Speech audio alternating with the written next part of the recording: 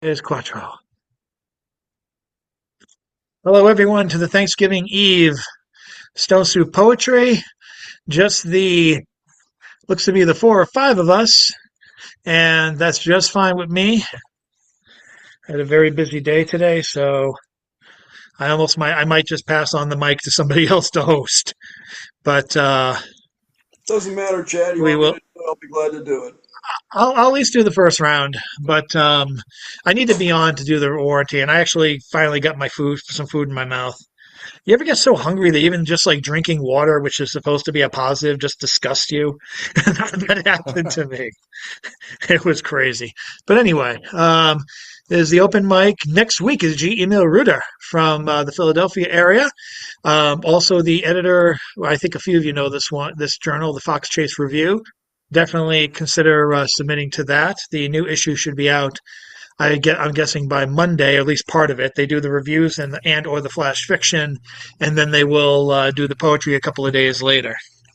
Chad, So, is that the literary magazine affiliated with Fox News? nope, it's Oxford, not Foxford or Boxford or whatever.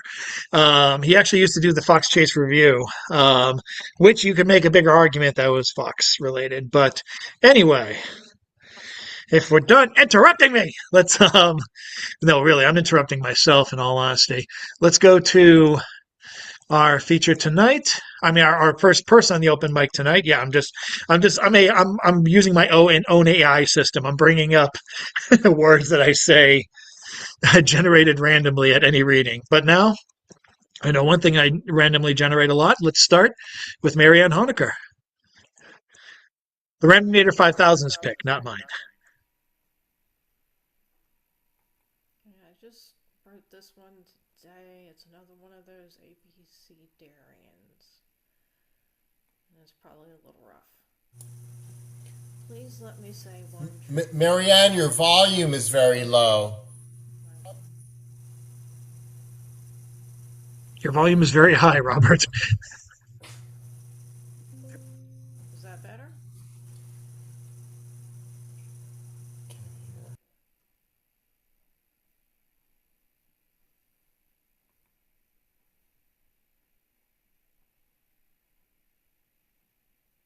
Is that better? Little bit.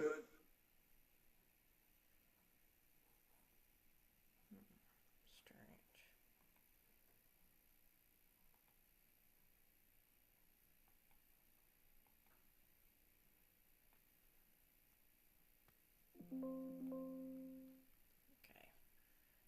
Okay. It's called Please Let Me Say One True Thing. Alabaster columns are smudged and dim. Black branches and gunmetal sky calling me to the edge of the cold past. Dare I say it? I have loved you for years, even though I know you don't deserve it. Feckless ladybug, meandering through gulches and spiraled hills of my ceiling. House, not house, cotton cup, it has no clue. It's me managing the folds of my brain. June 1990 something, now forever. Keep me in your aorta, or maybe left ventricle. Keep me in your iris. My years unravel. My stomach, my face, never will be the same. I've spent those maybes. On Myrtle Beach, I saw you on the dunes. Perhaps I love you because you are not quite appropriate for the grown, changed me. Rustic grub morphed into Luna moth, shadowing my eyes in lime green, like things newly born from the earth. Am I a season, unrelenting and difficult? Show your venial sins, that reason may weigh more than weighty love, that I might take flight from here, X of my fairy dusted wings, using your breath to finally abscond. I'm a zealot for love. You must wound me better. Got one more here. Get in the car, neurodivergent. Abyss of longing, crevice between hills, birch leaves twirling slowly to the soft earth. Can't seem to open my eyes. Can't seem to decline the night's tolling bell and sweet lies. Every chronically ill, autistic, feels the earth falling away from their feet. Get in the car, neurodivergent. We're heading the same way, on the other road, i.e., the road less traveled. We're fuck ups. Jealousy, our moms told us, is why the kids pick on you. It wasn't why. It was long stares at nothing, wrong words, coloring mostly outside the lines, broken spined book, no luck with 15 cents at the candy store. Often seen in the corner seat, far back. Person who misperceives, person who sees. Quiet person who seems threatening, who reads books for fun, for survival, for night. Scholars who can't get past job interview. Teachers who teach the air, the clouds, the skin. Undervalued personages. To those valued, inscrutable. We watch insects which may disclose the sky's cipher. Watch birds, X's drawn in air, V's of open wings. Yellow school bus, don't pass by my house, you zealously shaming mobile torture room. And that's all for now. Love it. See, when I was younger, they were like, the kids pick on you because you're an asshole. Bellingham grade schools. Anyway, let us move on to Mr. Richard Spizak. Thank you so much. As always, it's such a joy to be here with you fine poets.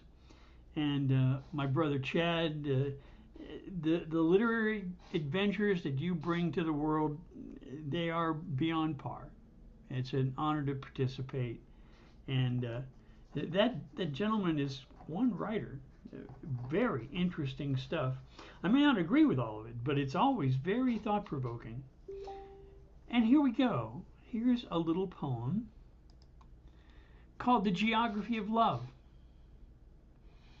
It's not place or face or special grace. It's not sky or eye or wondrous spy. It's not scent or went or mission tent, but certain, sure, shared intense allure. It's not chase or place or garden wall. It's not time or dime or late night call. It's not tease or ease or curve of leg. It's not snack or fact or turn a page, but relief of grief and a harbor safe. It's not bright starlight or a special measure of shared summer place. The light suffused, the phrases used, that rich soul touch, these riches, wisdom clutch, lingers such. Outside the burly bonds of time, to confusion ceases, relief is weakness. In arms enfold, heart truth told, daring, sharing curtain pulled, reveals the wealth of self unfold, emboldened, rolled in rallied tallies gold, in unique vision surpassed high hopes, revisions, decisions, miraculous transition, religion, that special vision bold, love's secret treasure hold, warm hands clasp, long foretold. Thank you.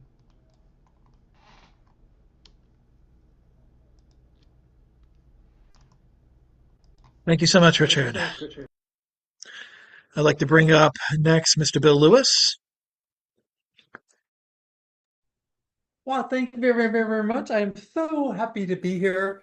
Oh, this is a wonderful thing to do on a, what do you call this night? Pre-Thanksgiving Eve. No, Thanksgiving Eve. Yeah.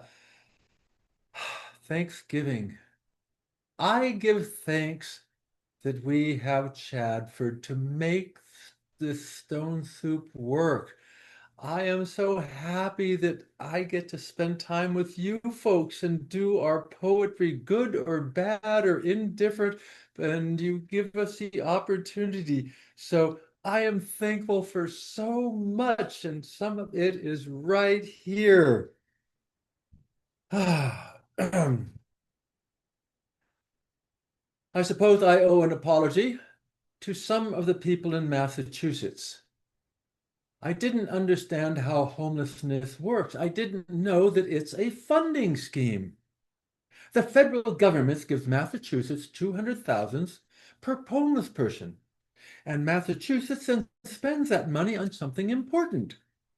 For $200,000 per person, they could have built a house for every single homeless individual. But there were things more urgent uses for that wonderful money, such as where did that $3 billion go? So there we go, my dramatic political poem. Where did the $3 billion go? But now, a little bit more from my lovely book, Irritating Children, where I have started reading about Yuri, who is half Russian, half Estonian there in Tallinn, and he's given a hard time of it. He's a bit of a wimp little kid, and he sort of hides away in this little alcove he's found that nobody else knows about. And his father would get drunk and talk about the good times when he could play hockey for the Soviet Union. He almost made it. He was almost great, and he was so proud of what the Soviet Union did do. And of course, these are stories combining of people I know and friends. Then his father would hug him and beat his shoulders. You have the best opportunity I could give you, Yuri. You can be anything you want. You just have to be strong and determined. Make me proud, Yuri. Make me proud. By this time, the vodka would be getting to his father, and eyes would get blurry. Be brave, Yuri. Be brave. And the lecture would be over. His father would be tired of talking and just sit and think. He wouldn't even notice when Yuri would leave to take the bus back to his mother's apartment in the old city. That's all, cat, Seong Queek. As usual, the cat just stared at him. Yuri took the spoon, leaned over the large block jutting out from the side of the wall, and slipped it into the tiny crack. The spoon made a sharp metal tinkling sound that bounced on the stones in the interior of the wall. Each time was different. Each time the spoon would only bounce off one stone, then another would land with a dull clunk on the pile of spoons already there. This time it seemed to hit every single stone on the way. Ping, ping, clang, ding, ding, ding, thunk. Yuri would close his eyes and try to imagine the spoon's journey. He could see it bounce off one side of the little tunnel, then the other, all the way down. 8.6 meters. That is how deep Yuri had decided that the tunnel must be. And down at the bottom, where no one had been for 1,000 years, there was now a pile of teaspoons. It's time for me to go now, cat. The cat just stared. Yuri climbed a meter up the side of the opposite wall and peeked out through a crack. There was no one in the courtyard, as usual, just the old tires, broken planks, and the rusty old Lada. He squeezed through the gap in the wall and disappeared. A few times Yuri heard other people come into his courtyard, sitting quietly in his refuge. He could hear them as they poked their way through the holes in the gate. Bigger people had to push harder. Sometimes they'd break off parts of the gate trying to squeeze in. Sometimes they scraped themselves and swear. Once they were inside, they'd nose around the piles of trash. They might dig around for a little bit, but never for long. There's never anything interesting enough to stay for. Oh, the Lada was so old and rusted that it was impossible even to open the doors. If you tried to climb in through one of the empty window holes, you'd probably cut yourself. Even if you didn't, the shreds of car cushions were so smelly and covered with mold and cat shit that not even the occasional drunk who found his way in would dare to stay. Yuri would just sit quietly with the cat and wait until they left. No one ever explore the wall that held his refuge. They might lean against it, they might even climb up halfway where there was a block that jutted out, and one could sit there, but no one ever climbed to the top. Where would they be able to see that there was an open space below? It was always a pleasure for Yuri to sit in the cafes. No, more pleasure, an exciting adventure, almost seductive, because of the piano lessons that his mother gave. uh, his mother would give him a few crowns so he could go and get something to eat, somewhere to sit until she was done. So he'd come to the cafes and get a hot chocolate or a bun before heading out to the refuge. A Kolvik with a wonderful mystical place. Their long, big glass cases filled with the most amazing treats. The counter on top of the cases were covered with baskets piled high with sweet buns and rolls. There was croissants, plain and powdered, with apple, berry, or cheese fillings, sausage rolls, and several soft ham buns, cheese rolls, ham and cheese rolls, chocolate turnovers, and then that was only the top case. Inside, oh, inside, there were jam muffins, Alexander cakes with bright pink icing, brown rum balls the size of a golf ball, with cherries on top, and chocolate flakes, rum rolls covered in chocolate and sprinkled with coconut. Next came the marzipan cakes, little pie crust filled, no, piled high with white marzipan, bigger than his fist and covered with nuts. The smaller marzipan rolls, pure white with no coverings.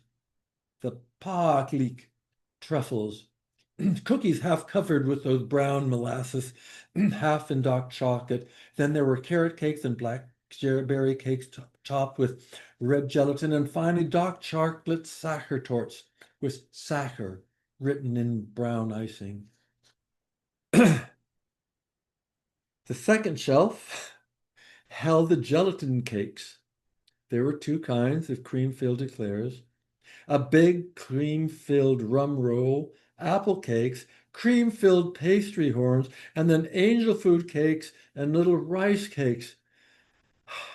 The bottom shelf held salads and sandwiches and baguettes, then big cakes to take home. Yuri didn't spend much time admiring those lower levels of the display, but he could spend hours staring at the top, trying to imagine how each one of those would taste. Someday, I'll try every one of those, he said to himself. Someday.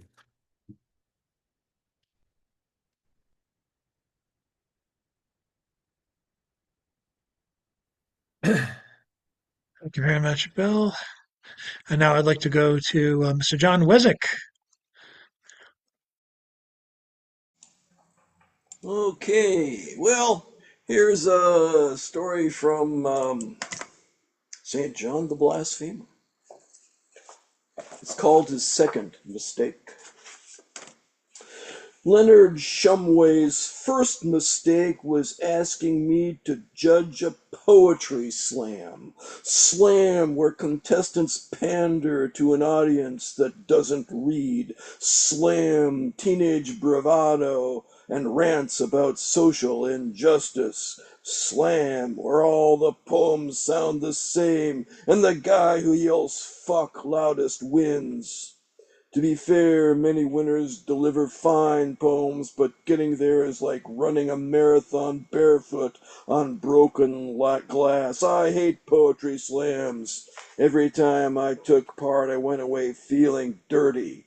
They're like seeing my daughter stripped naked and dragged through a sewer, but I needed the money. $70 would keep me in notebooks and whiskey. I loaded my Smith& and Wesson 29 with jacketed hollow points and closed the cylinder. The air smelled of Hoppy's number 9 solvent, and overhead lights reflected from its blued steel barrel. Chekhov said that once you introduce a pistol, it has to go off. Fuck Chekhov! I've been carrying ever since that old lady pulled a Russ's jackknife at the open mic, and I haven't shot a man yet. Hell, just one look at my 44 Magnum is enough to make a language poet bother someone else. I holstered my revolver and covered it with a lime green Gayabara. The audience had already lined up for a night of exploitation by the time I got to the theater. Flashing my ID got me past the doorman and inside, where I joined the other judges in the front row. Shumway handed me a dry erase tablet. I used the marker to write a 0 in blue to see how it looked. Cindy Lockyer, a writing teacher at a community college, was the only judge who I recognized. Rumor had it she could match Ekonski drink for drink. Alcohol and bitterness had spoiled her looks. I guess hanging out with Ekonski will do that to you. I didn't know the other judges and didn't want to. There was a woman with Birkenstocks who wore an amethyst necklace, a jock in a leather jacket, and a balding man in wire-rimmed glasses. I erased the 0 I'd written. There would be plenty of chances to hand out more. Of 10 total points, I give 5 for performance and 5 for content. From the looks of the contestants, I'd be handing out a lot of 4s and 5. Of the 12, I recognized only a few from local open mics. The rest were out-of-towners or writers with nothing worth sharing. The rules called for dropping judges' high and low scores and averaging the rest. That means my presence here would be pointless. As the crowds entered, someone from the projection booth played a recording of Traffic's Low Spark of High-Heeled Boys. I flashed back to braless hippie girls and the concerts of my youth, King Crimson, Santana, Starship, and Jethro Tull. My good mood lasted until the first contestant took the stage. He was an old guy with a walker who moved slower than continental drift. Real or not, his disability gained the audience's sympathy. I think that I shall never tree a Zeppelin lovely as a tree. The crowd went wild. Judges held up 10, 10, 10. I looked at my tablet. The rules stated contestants had to present an original work, but the poem was Trees by Alfred Joyce Kilmer. Unless Mr. Kilmer was 130 years old, the contestant wasn't him. If I let the cheating slide, I'd shaft the contestants who followed the rules. I scribbled a 0 and held up my tablet. Boo! Boo! Lockyer calibrated plagiarism against the audience's enthusiasm and awarded an 8. The remaining contestants presented an hour of words with all the magic squeezed out. These weren't poems, but imposters pretending to be poems, cliches recited with the false conviction of a sales pitch, not a metaphor in the bunch. It was like a bakery that used extract from beaver's butt instead of vanilla. I'd tasted the real thing. I knew the difference, and I was pissed. We'll finish it up in the second half. Thank you. And give the gift of sarcasm, Christmas, my book, St. John the Blasphemer. I'll put a link in the chat. Thank you, John. Please do. And now we'll go to Jan Rowe.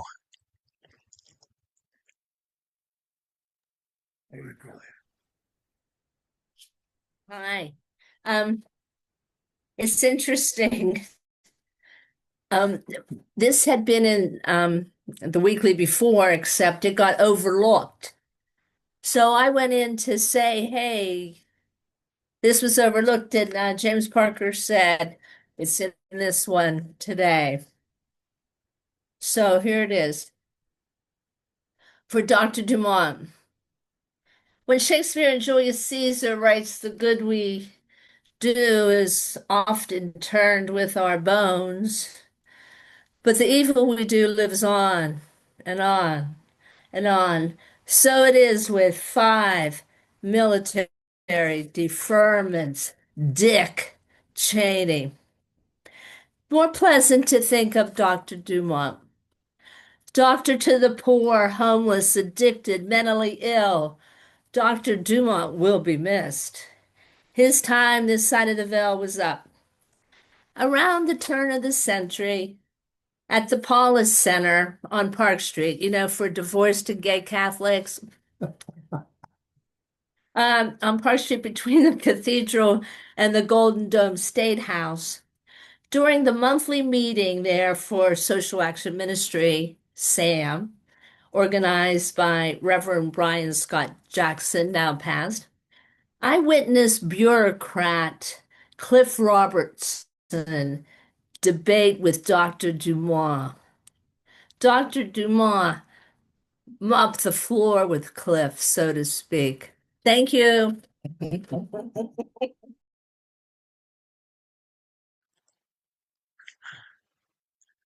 you, Jan. And up now is Mr. Robert Fleming.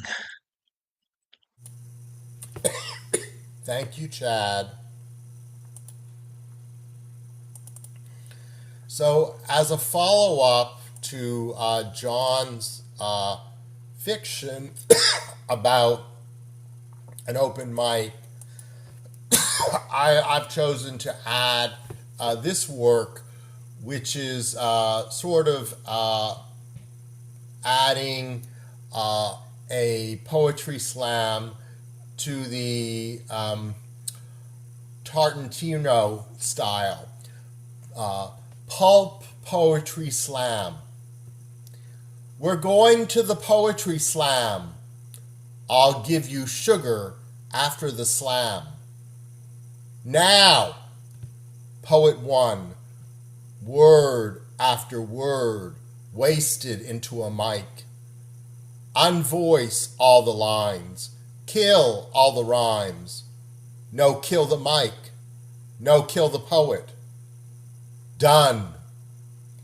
Dear, well done, a dead poet. One more and no sugar for you. Poet 2, another poet, another target. Verse after verse, metal out from my purse. The price of sugar is too high. Another simile, I assimilate. No more alliteration. Poetry execution. Dead poet. Done. Dear, well done. A dead poet. No sugar for you. Poet 3. This slam victim is me. Too much labor to go along to a slam to get sugar. And now, no sugar for me. Can a metaphor return me to Sugarland? Better to slay myself with the mic and leave you with another dead poet. Done. Dear, well done. You're a dead poet. No sugar for me. And I'll share a little bit of digital art. This was my recent submission to Four Feathers Press with the theme of branches. Remember branches, something that trees have? So I chose to submit a diverse type of trees. This is first cactuses. Four Feathers Press branches. This is typical what you would see on a magazine cover. And here is a palm tree number 2. And this is the third one. This is an Andy Warhol style of branches. So thank you for letting me share my Quentin Tarantino pulp poetry and his branches. Thank you, Robert. It might be time for me to unveil my Reservoir Dogs Jesus poem that I've been sitting on for about 10 years. It might need to happen. At any rate, let's go now to the person who will be closing the open mic. Catch his poem tomorrow. Yes, even tomorrow at oddballmagazine.com. It's all one thing. Check out all the poems and nonfiction up on the site tonight. I gave it. I made sure to have like extra reading material for your trip to your family, your friend, or whatever safe space you're off to, or semi-space, safe space. At any rate, here's Mr. James Van Loy. So I've got a piece here called Ancestors, and here's how it goes. Intact and somehow more whole than ever, at almost 79, I'm aging more slowly than my cohort and finally reaching full mature state of complete body awareness, blossoming out into the space of almost 4 decades, 4 generational awareness, looking back through grandparents and great uncles and aunts like my Aunt Bertha, who came all the way from her Switzerland home. She took my great Uncle Freddie back to after meeting him in New York City, way back in the aught years of the 20th century, only to appear seeming from nowhere. To come to speak at my fourth grade class, I tried to negotiate with a concussion. I got a few days before school began when I fell off the horizontal lateral monkey bars that took away little morbid me who broke down into teary puddle at almost any difficult moment emotion like a tsunami wave and confused brain. We rode with Aunt Bertha way upstate to the Rifle River and saw the deer at sunset coming down the hills there to meadows. Oh, Bertha loved it. A childlike awe of the rushing Rifle River and the bounding beauty of the animals wild and free. And speaking so her immigrant English to my fourth grade class of potential bully boys and jabbering, gossip growing girls. So I spent the rest of my life so grateful to my grandparents who had to be adult, so very adult through 2 world wars, depression, and watching their kids, my parents' cohort, born in 16 and 17, get all the material reward that my grandfather lost when his partner absconded to Rio de Janeiro. And he and his second wife and my mother's stepmother ended up living in her blind brother's place in East End Detroit ghetto. And he worked for the guy who took over his enameling business. Granddad had built it for the rest of his life, where he was forced to be happy that he got a turkey every year as a bonus for being the one who knew how to enamel. Well, of course, my dad, whose dad had died still working in the River Rouge auto plant, biggest factory in the world in those days, they said he had a permanent job because he won a bet for Henry Ford by being one of 10 machinists, hand filed a 4 by 4 inch cube of steel into a perfect 4 inch diameter sphere to show visiting Russians that Ford indeed had tool and die makers of highest skill in spite of his mass production work techniques of Taylorism job specialization that drove European craftsmen almost crazy. So Granddad Van Loy had to be led naked out of the tool room where he had been placed to keep him out of the danger of totally demented from heart disease, circulatory shutdown failure, of insufficient oxygen to the brain, which state reminds me of our current and probably last baby boom traditionalists currently contaminating Rice House with white supremacy. And the older I get, the harder it gets to accept the unholy order the system of wealth and power joined at the hip with impunity that seems I've been resisting since a babe of 1950s bud cut, sitting there, fell asleep in the high chair and never woke up until the baldy sour was a done deal. And I wonder why I had to grow up to get it back again and again. So that's that poem. And here's the song that can go with it. Because we are one family, wherever we may be, one union can unite us, forever proud and free. No tyrant shall defeat us, no nation strike us down. All those who toil will greet us, the whole wide world around. Our siblings are all others, forever hand in hand, where chimes the bell of freedom. That is our native land. Our brothers' fears are our fears, yellow, white, or brown.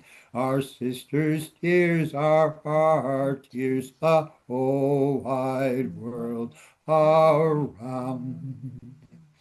Let every voice be thunder, let every heart beat strong, until all tyrants perish, our work shall ne'er be done. Let not our memories fail us, the lost year must be found. Let slavery's chains be broken, the whole wide world around. The whole wide world around.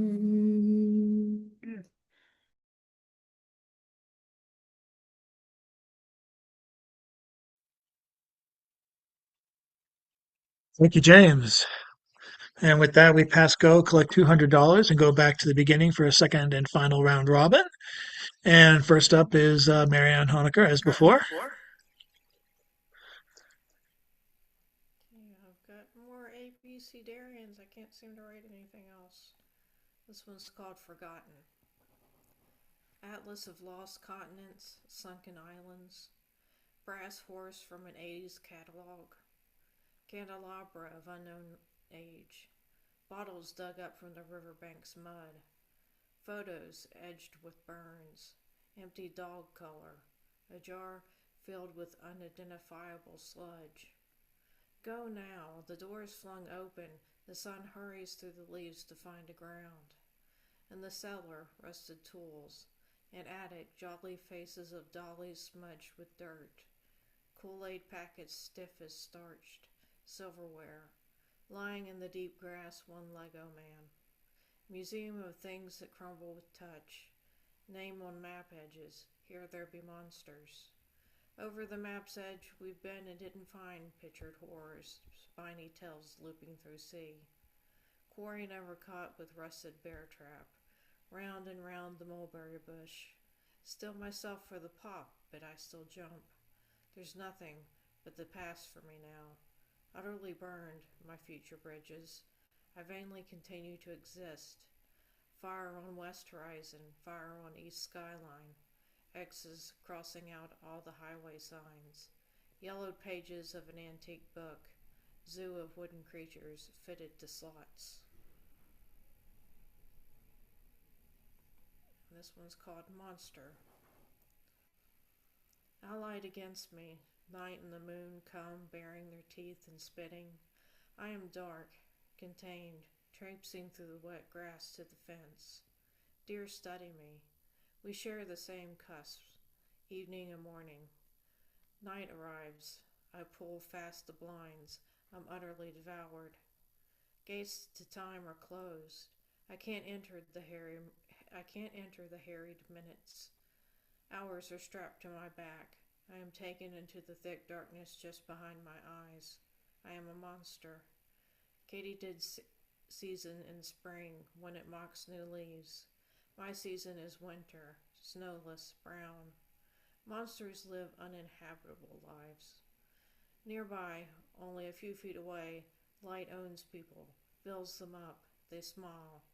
I am partaking of night's dark wine, transformed, quaking at my new fingers, my odd shape. Reality turns its back. It closes sturdy like a fist. I am magical. The night speaks in strange tongues to her people. Under my skin, I glow in dark light tones. Velvet night. What belongs to the waking world does not belong to me. I am trapped. I can't say this. Extia moths alight along my windows. Ears are splintered in night's sharp teeth. Zest for life is on her tongue. She swallows. And that's all.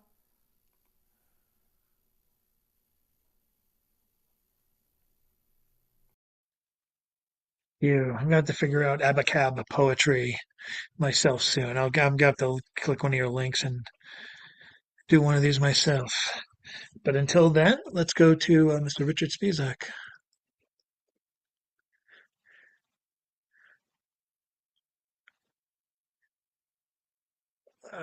Looks like you're still muted.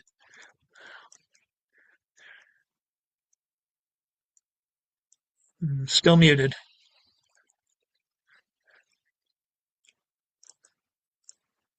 Richard, you're still muted. I don't know if you're talking to somebody or not. He looks distracted. It looks like he's talking to somebody else. Why don't you come back to All right, him? let's go to Bill Lewis. Well, thank you, Chadford. I shall merely resume because I don't know, it's my favorite story. I wrote it. You get to learn all about Tallinn and Russians and Estonians and witches. What could be better than that? And God, those Kovik, those cafes, all those wonderful rolls and tarts. I would sit there and I would just count them. Oh, it was so wonderful. That's, yeah. Wait a second. I have to be able to see. His mother woke him Sunday morning. We have to get your father. Get dressed. She was tense and spoke quietly. His mother and father got together rarely these days, and then it was usually to argue. Yuri dressed and hurried downstairs where his mother was waiting. She seemed more tense and fidgeted with the keys as she locked the outside door. She didn't say anything, but walked quickly with a determined pace as Yuri hurried after her. They walked past the city wall where the vendors were still setting up their wares for the day, then along Murarivaye Street, Trasvabaduse Valyak, Freedom Square. Just the name excited Yuri. They crossed it and stopped in front of the police station. She waited for Yuri, took his hand, and pushed open the big double doors. Your father was arrested last night for beating up two boys. They walked in. Sit here, his mother ordered him as she went up to the counter. She spoke quietly with the policeman behind the counter, opened her purse, took out some papers. The officer talked to her for a while, then gave her some papers to sign. He called to someone in the back room and then turned to work on some other things. Yuri's mother just stood there. After 15 minutes, another officer emerged from the back room talking to his father. They opened the little gate and approached his mother. They spoke for a moment. Then she threw her arms around him. They stood like that for several minutes, whispering too quietly for Yuri to hear. Then the officer said a few more things loudly to his father. Yuri could only make out a little bit of it, but it was clear the officer wasn't really angry at him. You can't do that. Yuri's father said something back to the officer.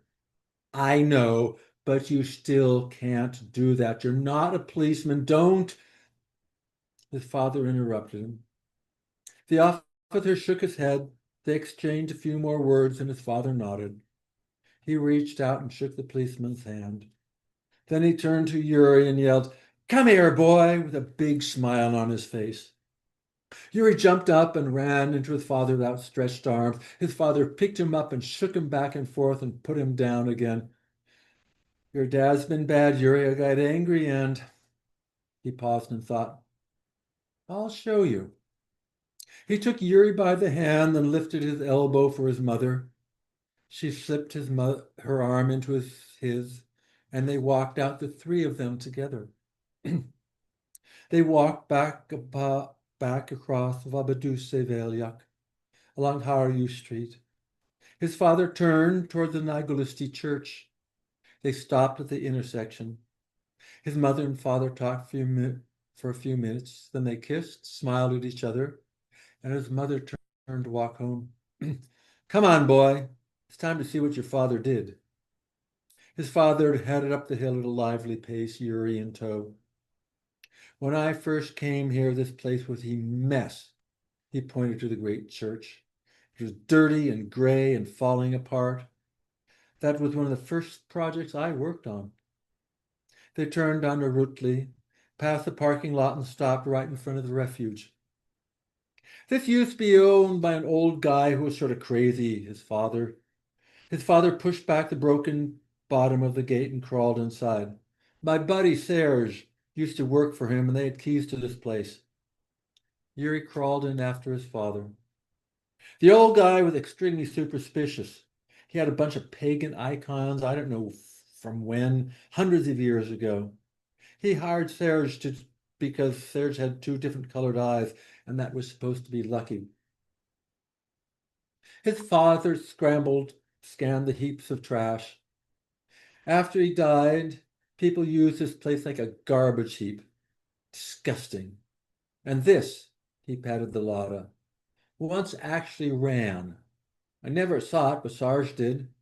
When the old man got sick, he parked it here and just left it. Kids would hop down from the wall up there. He pointed at the back wall that led up towards Tompea and get drunk here.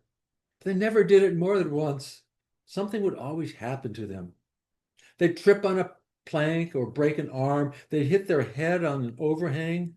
He patted the overhang that led to the refuge. Or they'd cut themselves on the car.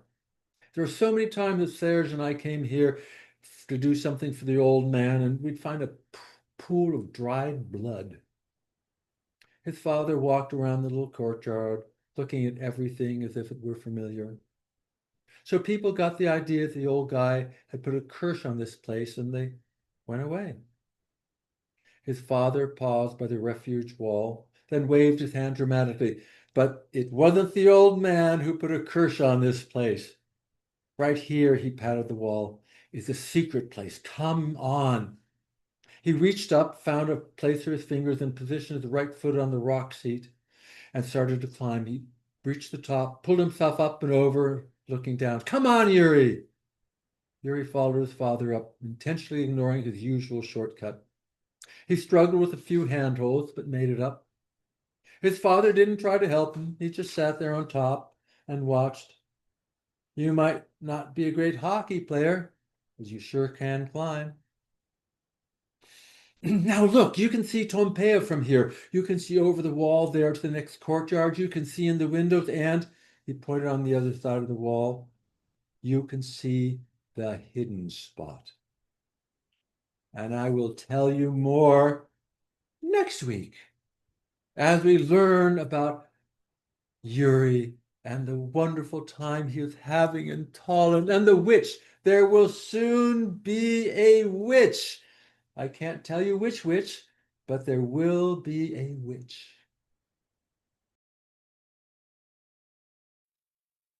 Thank you, Bill. And we missed Richard before. I don't know if he's willing to take a spot now. Um, Richard? Okay, I don't know what's going on. Oh,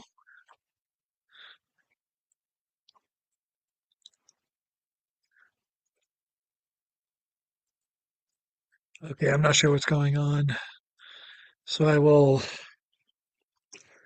go on to the next person, Mr. John Wezick.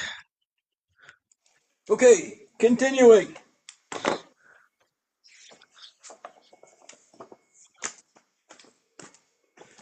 Somehow I'd made it to the finals without eating my revolver. Now all that stood between me and $70 were three poets. Since these were finalists, should I bump my average score up to 6 from 5? Nah. Slammers have a term for someone like me, the East German judge. Even though I was born in Akron, I wear that epithet with pride. I picked up my tablet. I enjoyed the first finalist description of her relationship even less than when Natalie says we need to talk. My score brought howls of rage from the crowd.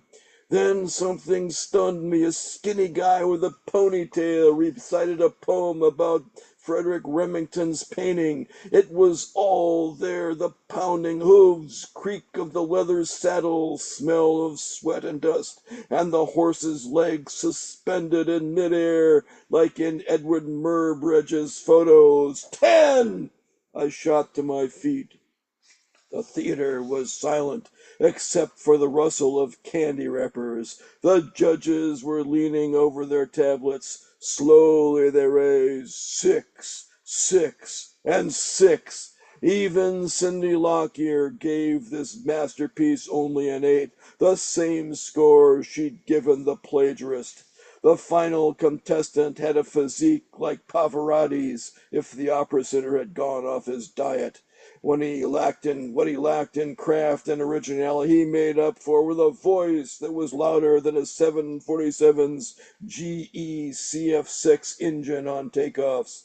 He mounted the stage, held the mic to his lips, and screamed, "Fuck!"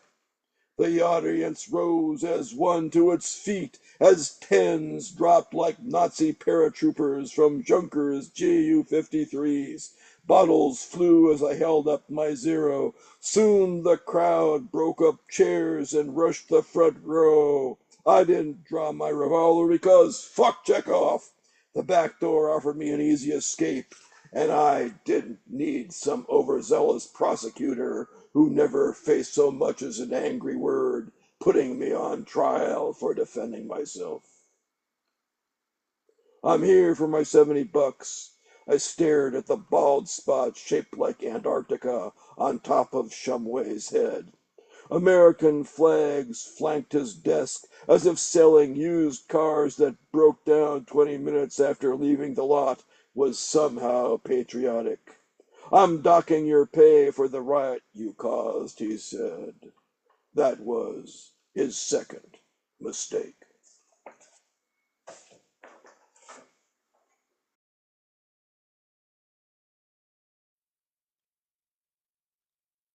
Thank you so much, John. And now I'd like to move over to Jan Rowe.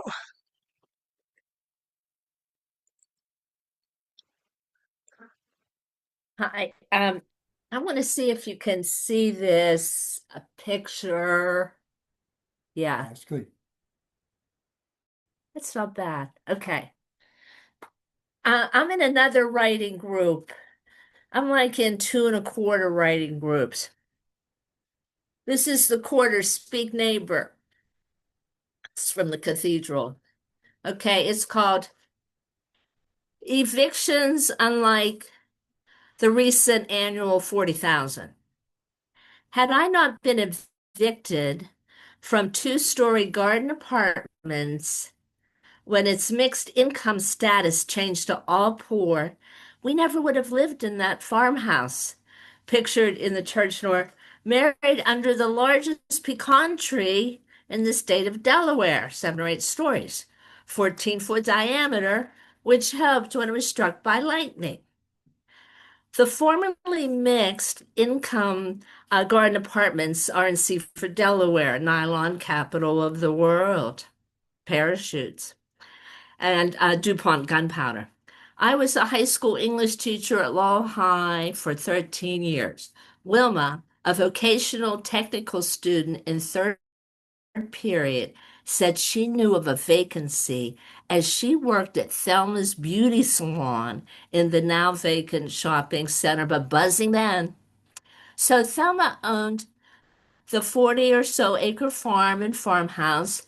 The long-term renters had bought a house in town was better for their daycare business, and the annual swarming of the termites that destroyed the house eventually was bothering her during her pregnancy. I was the first one to see the place, accepted it immediately, and called Jim, who was working at a Salvation Army group home. We were to marry in a few months, needed to blend our households, including his teenage son. Evicted again. So when Thelma died a few years later, her daughter evicted us, although we were 6 months away from moving to East Boston, Mount Carmel Formal School. And I was finishing nursing school on my sabbatical after teaching 11 years. My father died during this time. So we went from a two-stairway, three-bedroom plus farmhouse to a small church camp cottage, among other cottages surrounding a big outdoor roof pavilion site at church meetings across the road from Christ Evangelistic, where I had danced with the elderly, then unknown cottage owner, Miss Nellie, to the rousing piano music played by the preacher's daughter. So we were forced to downsize. That helped the U-Haul move from Delaware to Boston. Some of the church camp cottages were winterized, some very photogenic. However, my good friends was built right on the ground. We had to rewire the cottage. A friend from church, an unusually cold spring caused the pipes to freeze. So, so during 220 in Massachusetts, there were 40 forced evictions daily. Thank you. Something happened to our sound too. Yes. We're able to hear you, no problems. Okay, good. Thank you. And Sorry about and that, now, folks. oh, and now we're back to Richard Spizak. This is a little piece I wanted to polish up a little bit before I debuted it here. It's called Comey One, Comey All. Comey One, Comey All, our justice system took a fall. Letitia's James, every law student will know her name. It's not that our system's never been abused, not that any prosecutor's target's ever been ill-used, but in point of fact, never has justice lacked, or never ever has our justice system been so bloodily, cruelly been clawed back to its primitive origins of the Kinks attack. Now, I'm not calling King. No, not quite yet, because that sort of abuse is still quite a threat. These multitudinous abuses deserve a net. These kind of abuses left uncorrected, the sort of mistakes left out and neglected, we Americans may be surprised to see. Glory be, just what it's like to have justice die. Our little experiment in rule of law has been undone by un juste, a small inherent flaw. We need to correct it. It's just not true that anyone in any office might do. If you place a creature of hate high atop the ship of state, the rule of law can be replaced when he only offers vengeance, racism, misogyny, and hate for the carefree guidance of the ship of state. And as you can see, the results, they are not great. We used to say with pride, any American could rise to the top. That any American from anywhere could somehow hop up to be prez. But now that we've seen it for the ugly mess it is.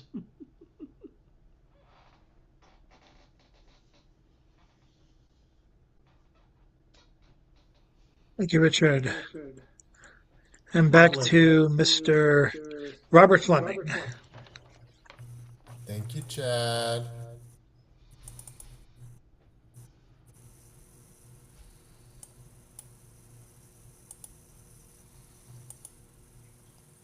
So this will be the last submission for 2025 for Four Feathers Press magazine, and the theme is Look Down.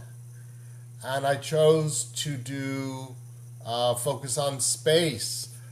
This first one is called Jupiter Cyclops, and it is a digital art of the planet Jupiter. And here is a satellite, red Chinese satellite. It is over China, and I applied lighting edits, mostly red. The original light started off as white. And here I have a surrealistic image of the Starshield satellite, which I'm uncertain about what country it is above. And just a few news items. For the press, I'm one of the editors for Current Word Publishing at Old Scratch Press. We submitted 6 pushcart nominations, which were due by December 1st. And for our digital magazine, Gravy, our planned publication is December 1st. For December 2nd, I'm dropping off at my local art gallery, the Rehoboth Art League, 2 holiday digital arts. And in December, I'm donating a digital art for fundraising for the Delaware Coastal Beach Buddies. And for Oddball Magazine, I have and I will submit Christmas Wars banner. 2 submissions I'm waiting for responses from. One is Spill Words. I submitted both a poem and a flash fiction, and I'm hoping for an acceptance. This would be my 3rd year in a row participating with Spill Words, and I'm also waiting since April submission for both the New Yorker and Poetry Magazine. Thank you. Good luck with those last 2 submissions. One of my college friends just submitted to the New Yorker, but more on that later. Let's go now to James Van Loy to close everything up. Thanks, Chad. So I have a piece here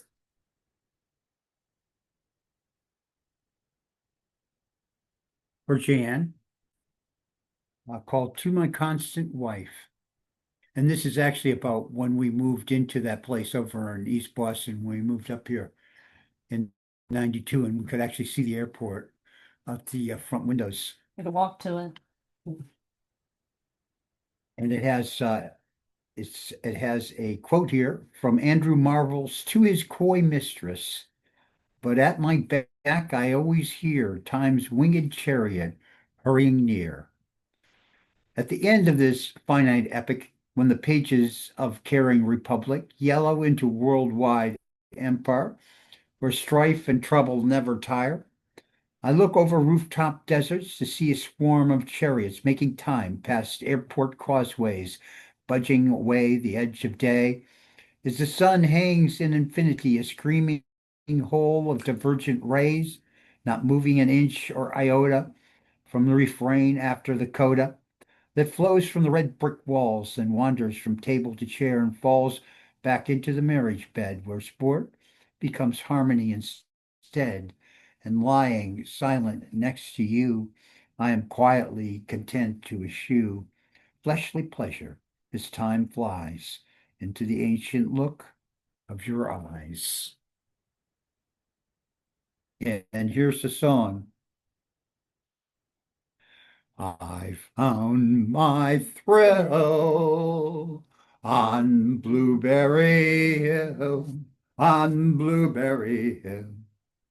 When I found you, the moon stood still on Blueberry Hill, and it lingered until my dream come true. The wind in the willows played love's sweet melody, but all those vows we made were never to be. Though we're apart, you follow me still, for you were my thrill. On Blueberry Hill, on Blueberry Hill, when I found you.